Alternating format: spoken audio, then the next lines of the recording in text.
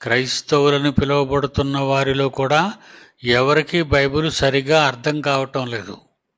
విభిన్నమైన బోధలు, విభిన్నమైన బోధనా విధానాలు, ఇవన్నీ కూడా బైబిల్ వారికి సరిగ్గా తెలియలేదు.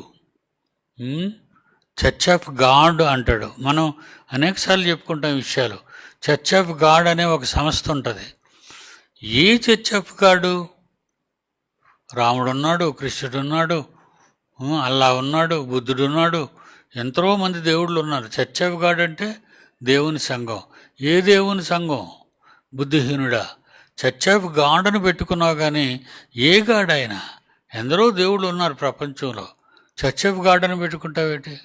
మరి కొంతమంది బ్రదర్ అండ్ మిషన్, సహోదర సంఘం, అదొక సంస్థ.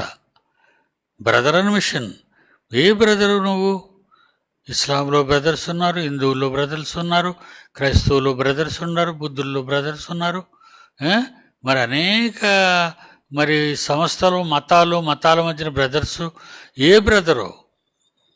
బ్రదర్ ఇన్ క్రైస్ట్, క్రీస్తునందు సహోదరుడు. బ్రదర్ అండ్ మిషన్ అంటున్నావే కానీ ఏ మిషన్ అది? ఏ మిషను?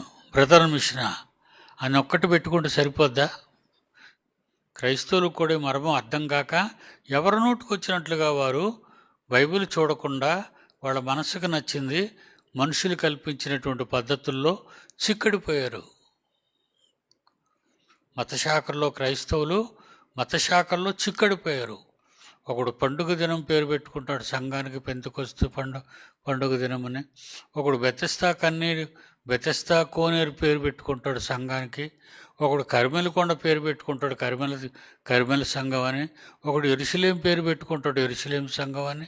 రకరకాల పేర్లు పెట్టుకొని వాళ్ళు బైబిల్ అర్థం కాక వాళ్ళు ఆ విధంగా చిక్కడిపోయారు. వాళ్ళు అలానే మనం ఇప్పుడు చెప్తే వాళ్ళు ఏమైనా వినే పరిస్థితిలో ఉన్నారా? ఆలోచించండి. సంఘము క్రీస్తు సంఘం. క్రీస్తు సంఘం ఎందుకు? ఆయన తన రక్తం ఇచ్చి సంపాదించిన తన సంఘము. ఏమన్నాడు? అపోస్తుల కార్యాలు 20వ అధ్యాయం 28వ వచనం. దేవుడు తన స్వరక్తం ఇచ్చి, దేవుడు అంటే తండ్రి అయిన దేవుడు స్వరక్తం ఇచ్చాడా? కుమారుడైన క్రీస్తు స్వరక్తం ఇచ్చాడా? తండ్రి అయిన దేవుడు రక్తం ఇచ్చాడని అన్నారంటే మీరు తండ్రి సంఘం అవుతుంది. అప్పుడు చర్చ్ ఆఫ్ గాడ్ మాది రైట్ అంటారు వాళ్ళు.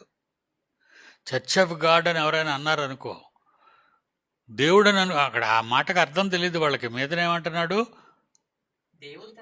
దేవుడు తన స్వరక్తం ఇచ్చేటి. ఏ దేవుడు స్వరక్తం ఇచ్చాడు? తండ్రి అయిన దేవుడు స్వరక్తం ఇచ్చాడా?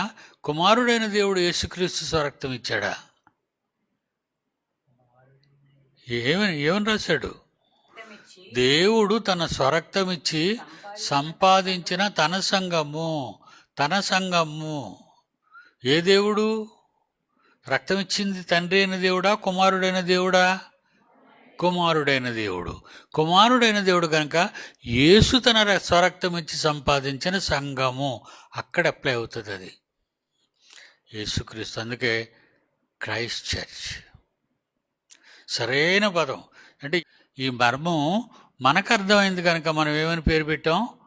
Christ church.